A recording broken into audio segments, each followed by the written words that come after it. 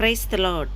இன்றைய ஜீவாப்பம் மத்தேயு 16 அதிகாரம் 18 மேலும் நான் உனக்கு சொல்லுகிறேன், நீ பேதுருவாய் இருக்கிறாய், இந்த கல்லின் மேல் என் சபையை கட்டுவேன், பாதாளத்தின் வாசல்கள் அதை மேற்கொள்வதில்லை. அல்லேலூயா. நாம் பார்க்கிறோம், இந்த வசனம் இயேசு கிறிஸ்து யார்கிட்ட சொல்கிறார்னா பேதுருக்கிட்ட சொல்கிறார்.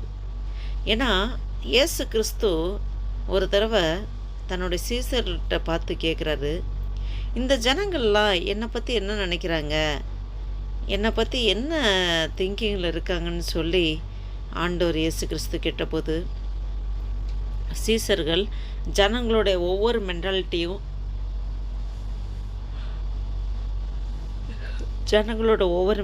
சொல்கிறாங்க. ஒருத்தர் யோவான் ஸ்நானன் மாதிரி இருக்காங்கன்னு சொல்கிறாங்க, ஒருத்தங்க எலியா வந்திருக்காங்கன்னு சொல்கிறாங்க, ஒருத்தங்க தீர்க்கதரிசி அப்படின்னு சொல்லி ஒவ்வொருத்தரும் ஒவ்வொரு விதமாக சொல்லும்போது ஆண்டவர் சொல்கிறாரு, நீங்கள் என்னவா நினைக்கிறீங்கன்னு சொல்லி ஆண்டவர் கேட்குறாரு.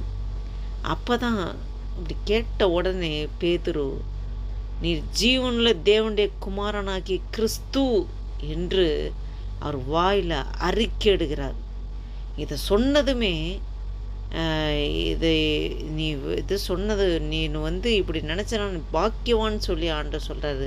அதோட இது உனக்கு மாமிசமும் இரத்தமும் இது உனக்கு வெளிப்படுத்தலை, பரலோகத்தில் இருக்க என் பிதாவே உனக்கு வெளிப்படுத்தினார் என்று சொல்லி அப்போ தான் சொல்கிறாரு, மேலும் நான் உனக்கு சொல்லுகிறேன், நீ பேதுருவாய் இருக்கிறாய், இந்த கல்லின் மேல் என் சபையை கட்டுவேன், பாதாளத்தின் வாசல்கள் அதை மேற்கொள்வதில்லை.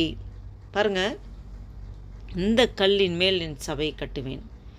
இந்த வாக்கு தத்தம் யாருக்கு இந்த ஆசீர்வாதம் எப்படி எதன் மூலமாக கிடைக்குதுன்னா, அந்த வெளிப்பாடு, பேதுரு சொன்ன வெளிப்பாடு, நீர் ஜீவனுள்ள தேவனுடைய குமாரனாகிய கிறிஸ்து என்கிற வெளிப்பாடு, அந்த வெளிப்பாட்டின் மேல் என் சபையை கட்டுவேன் என்று ஆண்டவர் சொல்லுகிறார்.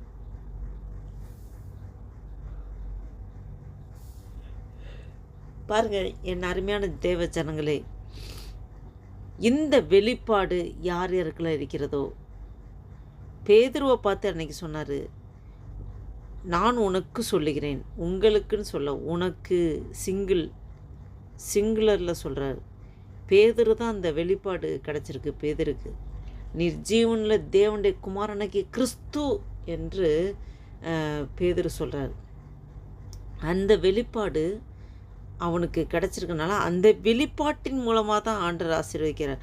நீ பேதுருவாய் இருக்கிறாய், இந்த சபையின் மேல் என் சபையை கட்டுவேன், இந்த கல்லின் மேல் என் சபையை கட்டுவேன். கல் கிறிஸ்து, கண்மலை கிறிஸ்துவே என்று சொல்லப்பட்டிருக்கிறது.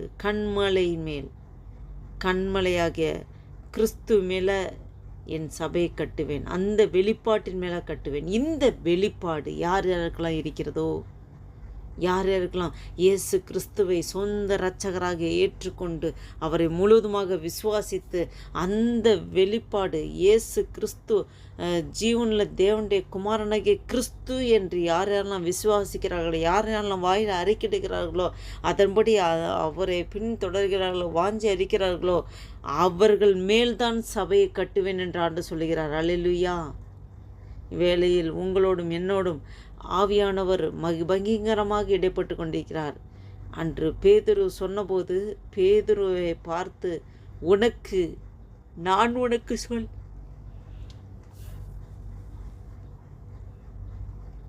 உனக்கு சொல்லுகிறேன், நீ பேதுருவாய் இருக்கிறாய், இந்த கல்லின் மேல் என் சபையை கட்டுவேன், பாதாளத்தின் வாசல்கள் அதை மேற்கொள்வதில்லை. அல்லேலூயா. பாருங்க, இந்த கல்லின் மேல் சபையை கட்டுவேன் என்று சொன்னதோடு நிறுத்திவிடாமல், பாதாளத்தின் வாசல்கள் அதை மேற்கொள்வதில்லை. அல்லேலூயா. பாதாளத்தின் வாசல்கள் அதை மேற்கொள்வதில்லை. அவர் கிளியர் ஸ்டேட்மெண்ட்டாக சொல்லிட்டார்.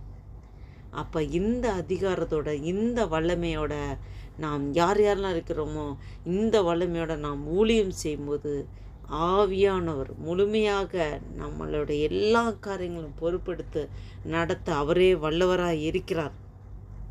அவரே வல்லவராய் இருக்கிறார். இந்த கல்லின் மேல் என் சபையை கட்டுவேன், பாதாளத்தின் வாசல்கள் அதை மேற்கொள்வதில்லை. அதன்படி ஆண்டவர் இன்று உங்களோடும் என்னோடும் பேசிக்கொண்டிருக்கிறார். உண்மையாய் நாம் இயேசு கிறிஸ்துவை, அந்த ஜீவனுள்ள தேவனுடைய குமாரனாகிய கிறிஸ்துவை நாம் விசுவாசித்து இந்த வெளிப்பாடை நாம் முழுவதுமாக சுதந்திரித்து கொள்ளும்போது இதற்கான ஆசீர்வாதத்தை நாம் பெற்றுக்கொள்வோம். அல்லேலூயா. இவ்வேளையில் ஆண்டவரே, இந்த சிந்தனையோடு நாம் தேவனை நோக்கி பார்ப்போம். அல்லேலூயா. நன்றி தகப்பனை, நன்றியோடு துதிக்கிறோம், ஸ்தோத்திரிக்க கர்த்தாவே. நேற்று மென்று மாறாதவரை அன்பு நேசர பரம தகப்பனை நன்றியோடு துதிக்கிறோம். ஆண்டவரே, ஆகஸ்ட் மாதம் 23 2024 வருஷத்தை கண்முடியாக ஜீவன் சுகம் பெல நாளைக்கு தந்து நடத்தி கிருபைக்காய் ஸ்தோத்திரம் ஆண்டவரே. அல்லேலூயா. அப்பா ஸ்தோத்திரம்.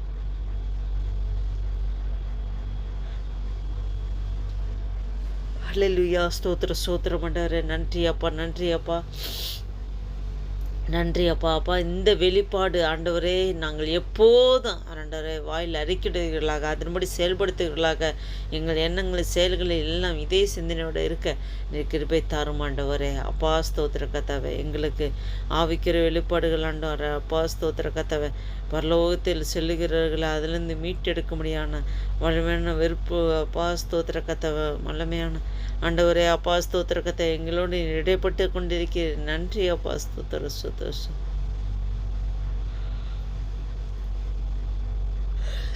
ஆண்டவரே. நன்றி அப்பா, நன்றி அப்பா ஆண்டவரே. நீர் பெரிய காரியங்களை செய்வதற்காக ஸ்தோத்திரம் ஆண்டவரே. நீர் அதிசயங்களை செய்ய ஸ்தோத்திரம், அற்புதங்கள் செய்கிறதுக்காக ஸ்தோத்திரம் அப்பா. ஸ்தோத்திர கர்த்தாவே ஆண்டவரே, மீதியா முழுது பொறுப்படுத்திக் கொள்ளுங்க அப்பா. ஆசீர்வாதங்க மீதியா முழுது பொறுப்படுத்திக் கொள்ளுங்க. உமக்கே துதிகன மகிமையெல்லாம் சேர்த்துக்கிறோம்.